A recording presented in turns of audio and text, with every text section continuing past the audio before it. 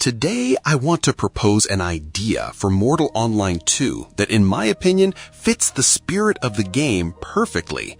This is not a safe arena, not a casual mode, not a menu-based minigame, and not a way to escape the open world. On the contrary, this could become one of the harshest, fairest, and most useful PvP formats in the game. The idea is called the Crimson Rite. In simple terms, it is a full loot battle royale inside the world of Mortal Online 2, but I would not call it battle royale inside the game itself because that name sounds too arcade-like. In the lore, it should be presented as a bloody ritual, an ancient trial, or an official death tournament where every participant willingly accepts death, risk, and the loss of their equipment. The main principle is simple. A large territory in the world is announced in advance as the place where the Crimson Rite will soon begin. This is not a small arena and not a separate room. This is a full-scale area in the open world. The outskirts of a city, a desert region, a valley, a forest area, a mountain pass, ruins with the surrounding land, a stretch of steppe, or a large piece of wilderness. So the format should not feel like we entered an arena. It should feel like a large, deadly event happening directly inside the world of Mortal. But there is one very important point. Players should not register near the ritual zone itself. If registration happens near the event location, gankers will simply camp the road and catch players on their way there. As a result, the idea will turn not into a fair PvP ritual, but into another feeding ground for people who kill participants before the event even begins. That is why registration should be available in every major city. A player comes to a special NPC, a notice board, a town herald, or a ritual messenger, and registers for the Crimson Rite directly from the city. After registration, the player receives a special status, Rite Protection. This status is not meant to make the game casual. It exists to protect the idea of the event itself. While a player is under Rite Protection, they cannot attack normal players in the open world, and normal players cannot attack them. The player has already committed to the ritual, but has not yet entered its zone. Their journey to the event becomes a neutral transition, not an opportunity for gankers to strip them of their gear before the actual trial begins. This is important because the participant should lose their set inside the Crimson Rite, not on the road to it because of a random group that is not even taking part in the event. At the same time, Rite Protection must have strict limitations so it cannot be abused. A player under Rite Protection cannot attack players in the normal world. They cannot loot players. They cannot interfere in other people's fights. They cannot farm PvP or use the protection for scouting. They cannot carry trade packs or perform other risky tasks under the protection of the ritual. They cannot cancel participation at any moment in the middle of the wilderness just to use the protection as a free safety tool. So this is not a new safe mode for traveling. It is a temporary status only for the road to the Crimson Rite. The player registers, receives protection, and travels to the marked region. Some ride there on horseback, some go on foot, some move with a team. On the map or through the ritual interface, the player can see the large approximate territory of the event. Once they reach the zone, they enter it and choose a place where they will wait for the start. This is where the real preparation begins. Players can position themselves in advance inside the large area. Someone hides in the ruins. Someone moves closer to the center. Someone stays near the forest. Someone looks for high ground. Someone stays close to their ally. Someone watches which guilds and which players have already entered the zone. But before the countdown ends, participants still cannot kill each other. This is the positioning phase. It exists so players do not all spawn in one place like in an arena, but instead spread out across a large territory like in a real battle royale. When the timer ends, the Crimson Rite begins. From that moment, Rite Protection is removed inside the zone. All participants become legal targets for each other. Kills inside the ritual do not give murder count, do not damage reputation, and do not create criminal penalties, because every participant has already agreed to take part. This is not the murder of a peaceful player in the open world. This is a voluntary death contract. But the most important part is this. It is still full loot. You enter with your real gear, your real armor, weapons, trinkets, reagents, potions, mount, and everything else you decided to bring. If you are killed, you lose everything, just like in normal Mortal. If you kill another player, you can loot their body. The winner is the last surviving player or the last surviving team. So this is not safe practice. This is real practice through real risk. The main feature of the Crimson Rite is the shrinking zone, but this should not be some blue wall from arcade games. In Mortal, it can be explained through the lore. For example, a ritual dome begins to close over the entire region, or a blood mist spreads across the land, or a sandstorm slowly consumes a desert territory, or a necrotic storm pushes players toward the center, or an ancient magical seal tightens the borders of the ritual, forcing all participants deeper into the zone. Players cannot sit in bushes forever. They cannot hide on the edge of the map for the entire fight. The ritual gradually forces everyone to move, collide, make decisions, and take risks. If a player remains outside the active zone, they begin to take damage, suffer mana drain, stamina drain, or a severe debuff. The longer the ritual lasts, the stronger the pressure becomes. By the end, the zone becomes so small that the fight has to end. Another very important rule: once the ritual begins, you cannot simply leave without consequences. You cannot kill one player, take an expensive set, and peacefully run away from the area. If you leave the active Crimson Rite territory after the start, the ritual begins to punish you the same way it punishes players outside the shrinking zone. You either return, slowly die, lose your right to victory, or become cursed by the ritual. If you entered, you accepted the risk until the end. If you disconnect, your body remains inside according to normal Mortal rules. If you try to escape through logout, it counts as death after the timer. This makes the system fair. You cannot use it as a safe way to steal gear and run away. You have to survive until the end. And there should be one more important rule. Any loot taken out of the ritual must be the result of victory. During the fight, you can loot bodies, change gear, take potions, reagents, weapons, arrows, and armor, but you can only safely carry all of it out of the ritual after it ends. Either you win and leave with the spoils, or you die and become someone else's spoils. The Crimson Rite should have two main formats: Foot Rite and Mounted Rite. Foot Rite is a version focused only on foot combat. Mounts are not allowed inside this version of the ritual, or they are blocked by the ritual itself. The territory should be dense: ruins, walls, towers, stairs, gates, narrow passages, open courtyards, pillars, forest sections, ravines, and cover. This is not just a round arena where everyone runs at each other. This is a real piece of the world where line of sight, positioning, stamina control, mana control, healing, pushing, retreating, and using the environment all matter. Foot Rite is perfect for foot fighters, mages, archers, dagger builds, hybrids, and small groups. Here, players can learn real foot PvP without criminal penalties, but with a real cost for every mistake. You can train, but you still risk your set. Mounted Rite is a separate format focused only on mounted combat. Here, the territory should be much larger: desert, steppe, open plains, hills, ravines, rocks, scattered ruins, and wide open space. This format is for mounted archers, mounted mages, mounted melee fighters, and mounted hybrids.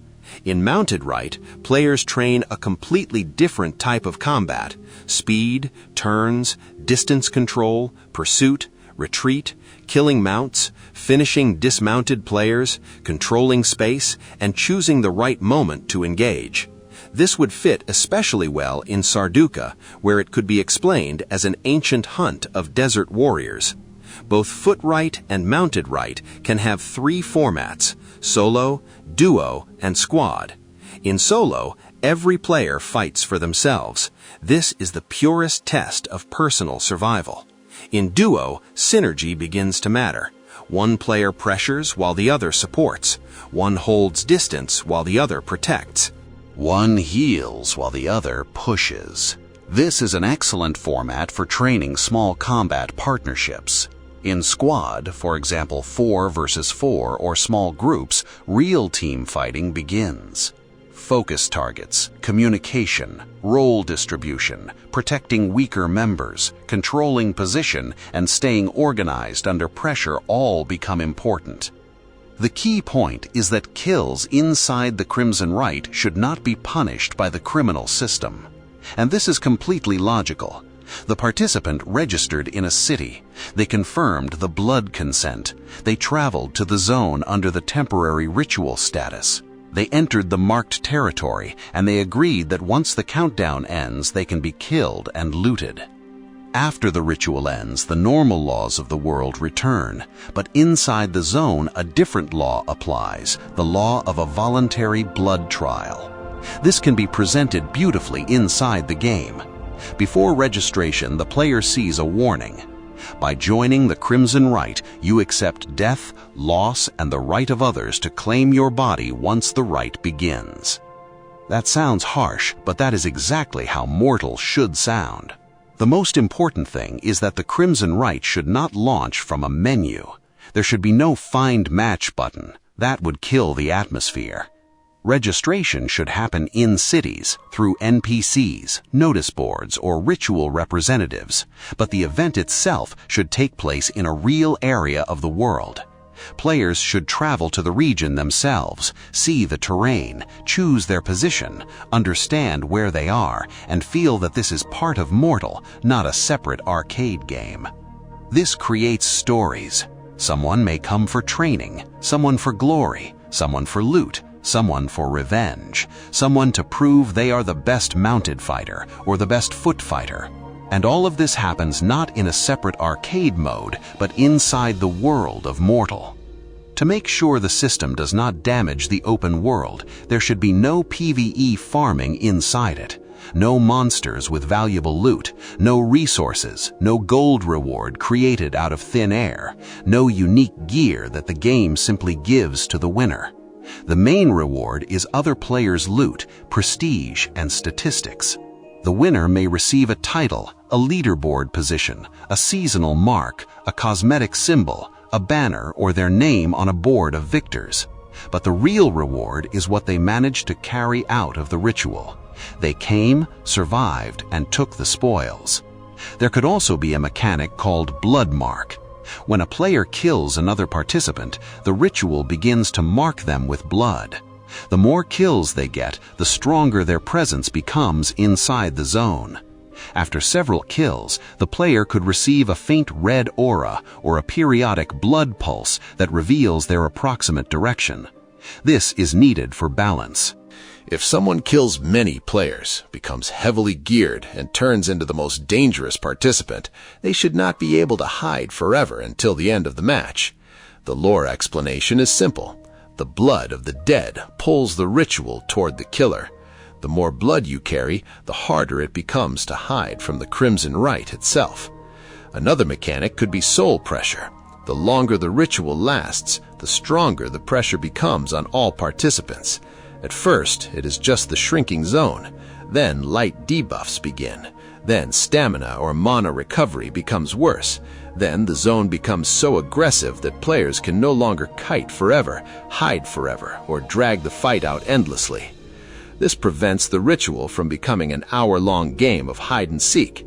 Mortal remains hardcore, but the battle still needs a conclusion.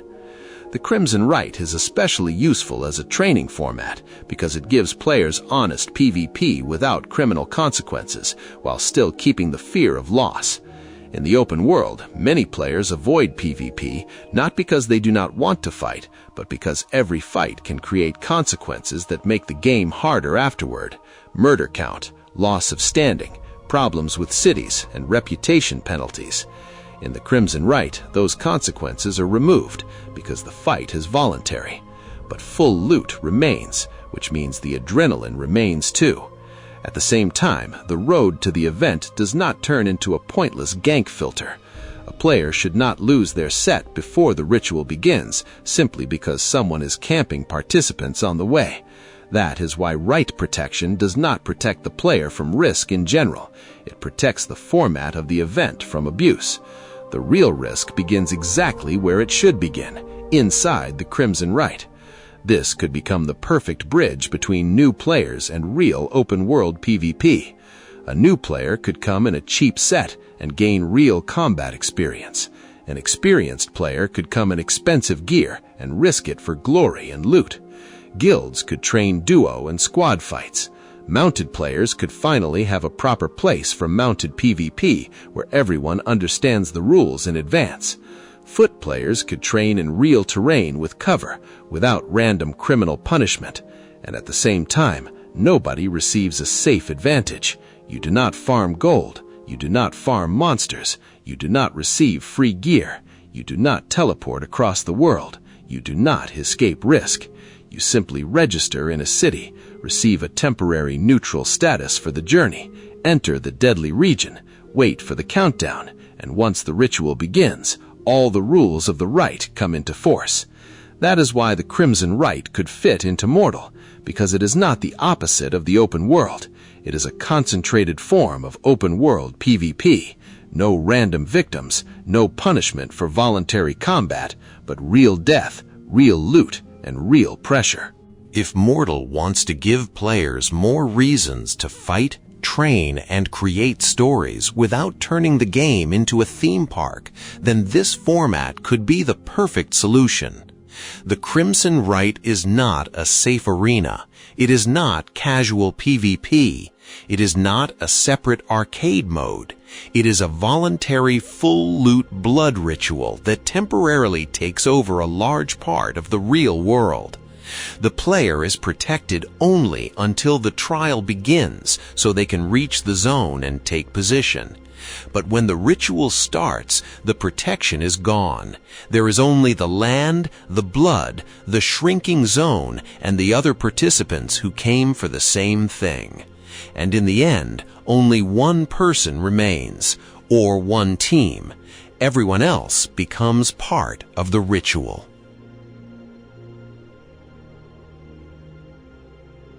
As a bonus reward idea, the Crimson Rite could have a trophy system inspired by something like YouTube Creator Awards, but adapted to the world of Mortal. The winner would not receive powerful gear or combat advantages. Instead, after each major victory, the player would receive the right to choose one special decoration trophy. The player could choose one of 3 reward types: a house banner, a large decorative banner that can be placed on a house, keep, or guild building; a wall or table crest, a prestigious emblem similar in spirit to a Creator Award plaque that can be placed on a wall or displayed on furniture; a trophy cup furniture piece, a decorative cup or ritual trophy that can be placed inside a house or guild hall. The important part is that the reward would scale with the number of Crimson Rite victories. For example, 1 victory gives a bronze trophy, 10 victories give a silver trophy, 50 victories give a gold trophy, 100 victories give a diamond trophy.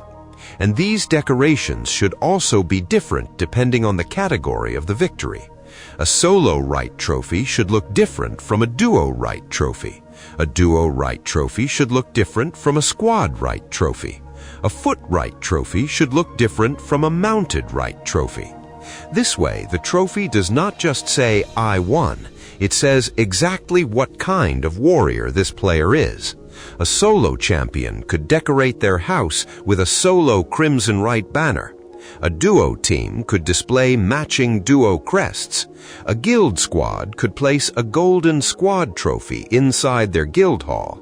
A mounted fighter could show a mounted Rite trophy that clearly represents cavalry combat. This reward system would be powerful because it creates prestige without affecting balance. It gives players something meaningful to chase, but it does not create stronger weapons, stronger armor, or unfair combat bonuses.